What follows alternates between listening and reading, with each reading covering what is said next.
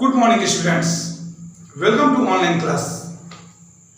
Today we are going to study and discuss a very interesting and important topic, creating stereotypes. तो बच्चों, इस topic को start करने से पहले सबसे पहले हम यह जानें व्हाट इज स्टीरियोटाइप्स। स्टीरियोटाइप्स क्या है? When we fix the people into one definite image on the basis of region, religion, race, gender, etc. are called stereotypes. यानी जब हम किसी क्षेत्र, धर्म, नस्ल, लिंग आदि के आधार पे लोगों का अपने मन में एक निश्चित छवि बना लेते हैं तो उसे हम स्टीरियोटाइप्स कहते हैं। और स्टीरियोटाइप से डिस्क्रिमिनेशन उत्पन्न होता है। ये स्टीरियोटाइप्स कौन बनाता है? तो इस तरह का कोई भी स्टीरियोटाइप्स बनाने के लिए हमारा सोसाइटी ही रिस्पॉन्सिबल होता है। On the basis of stereotypes some of the discrimination faced by people. Number first, regional discrimination, यानी क्षेत्र के आधार पर भेदभाव। हमें रीजनल डिस्क्रिमिनेशन को समझने के लिए हमारा स्टेट बिहार सबसे बेस्ट एग्जांपल है। जब हम किसी अदर स्टेट में जाते हैं और वहां के लोग हमसे यह पूछते हैं कि आप कहां से बिलोंग करते हैं, और जब हम बताते हैं कि हम बिहार से बिलोंग करते हैं तो उनके मन में हमारे प्रति डिस्क्रिमिनेशन उत्पन्न होता है, क्योंकि उनके मन में पहले से ही ये धारणा बैठी हुई है कि बिहार के लोग नेचर में ठीक नहीं होते हैं, वो चोर भी होते हैं, जबकि ऐसा नहीं है। सभी स्टेट में चोर होते हैं, हर स्टेट में कोई ना कोई लोग नेचर के ठीक नहीं होते हैं। लेकिन हम लोग अगर बिहार की बात करें तो बिहार के मन में पहले से ही लोगों को ये धारणा होती है कि बिहार के लोग ठीक नहीं होते हैं, वो कामचोर होते हैं। इस तरह की स्टीरियोटाइप्स मन में बनाए जाते हैं। इस तरह हम देखते हैं कि रीजन के आधार पर डिस्क्रिमिनेशन होता है। नेक्स्ट है हमारा रेशियल डिस्क्रिमिनेशन, यानी नस्लीय भेदभाव।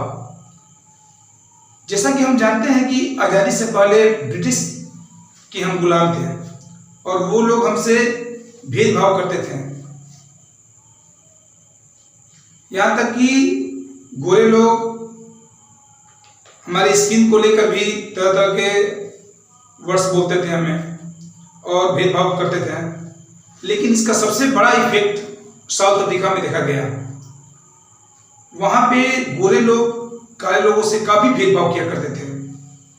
काले लोगों को किसी बड़ी संस्था या उस सोसाइटी में जाने का भी इजाजत नहीं होता था और उनको बहुत सारे अधिकार नहीं दिए जाते थे। लास्ट है हमारा जेंडर डिस्क्रिमिनेशन, यानी जेंडर के आधार पर भेदभाव। जैसा कि हम लोग पहले वीडियो में देखे, प्रेजुडिस के आधार पर हमने समझाया आपको कि कैसे महिलाओं के साथ डिस्क्रिमिनेशन किया जाता है और लड़कों और लड़कियों के बीच में कंपेयर करके डिस्क्रिमिनेशन कैसे किया जाता है। तो आज भी हम उसी के आधार पर जानेंगे कि जेंडर डिस्क्रिमिनेशन कैसे होता है।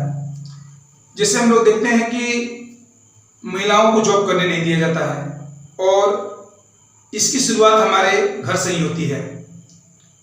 हम लोग ये सोचते हैं कि महिलाओं का मुख्य काम है घर को संभालना, चाहे वो एजुकेटेड हो या नहीं हो। हम मन में ये धारणा बनाते हैं कि घर का सभी काम महिलाएं ही करेंगी, लेकिन ऐसा नहीं होना चाहिए। यह एक तरह से महिलाओं के प्रति डिस्क्रिमिनेशन है, भेदभाव है। और आज हम एक महान पुरुष के बारे में जानेंगे जिन्होंने डिस्क्रिमिनेशन के खिलाफ लड़ाई लड़ी और लगभग इस पे विजय प्राप्त की। तो चलिए उस महापुरुष के बारे में बात करते हैं, और उनका नाम है डॉक्टर भीमराव रामजी अम्बेडकर। इनके साथ भी एक घटना घटी थी, लेकिन उस घटना को जानने से पहले हम इनके बारे में कुछ जानें। He was born on 14 April 1891, belonged to poor Mahar family, then considered an untouchable caste in Maharashtra. इनका जन्म महाराष्ट्र में 14 अप्रैल 1891 को हुआ था, और यह एक पुअर महार फैमिली से बिलोंग करते थे।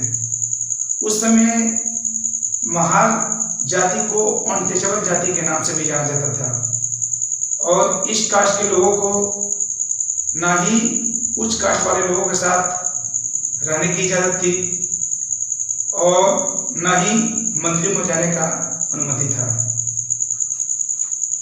सेकंड है, he was considered as father of Indian constitution. इन्हें भारतीय संविधान का पिता भी कहा जाता है, क्योंकि ये ड्राफ्टिंग कमेटी के अध्यक्ष थे और भारतीय संविधान को बनाने में इनका एक बहुत ही महत्वपूर्ण योगदान था। Doctor Ambedkar was awarded the Bharat Ratna, India's highest civilian award in 1990। Bharat का सबसे उच्च नागरिक सम्मान भारत रत्न डॉक्टर भीमराव अंबेडकर को 1990 ईस्वी में मिला था।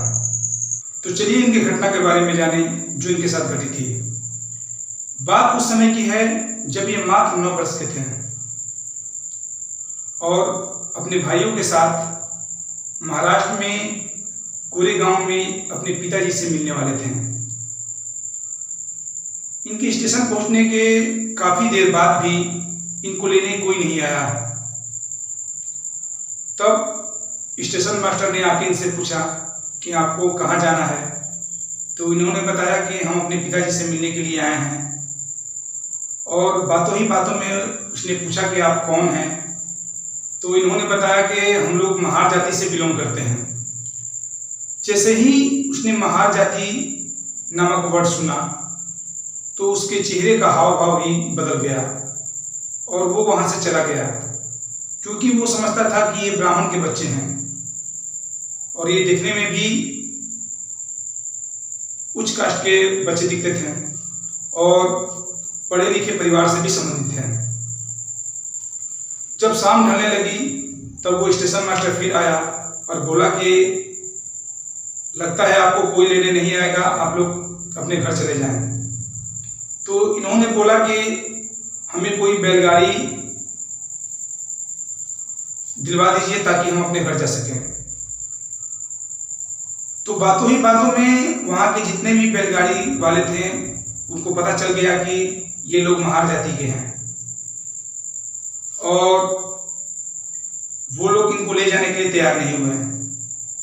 यहाँ तक कि इन्होंने अपने किराया को भी डबल देने को कहा, तब भी वो तैयार नहीं थे, क्योंकि वो ऐसा सोचते थे कि महार जाति को ले जाने पे लोग उनके बारे में गलत सोचेंगे, क्योंकि उस समय महार जाति एक अछूत जाति मानी जाती थी। तभी डॉक्टर भीमराव अंबेडकर ने फैसला कर लिया कि हम बड़े होकर इस तरह का भेदभाव समाप्त करेंगे, और इन्होंने अपना संपूर्ण जीवन सामाजिक भेदभाव को मिटाने में ही बिता दिया।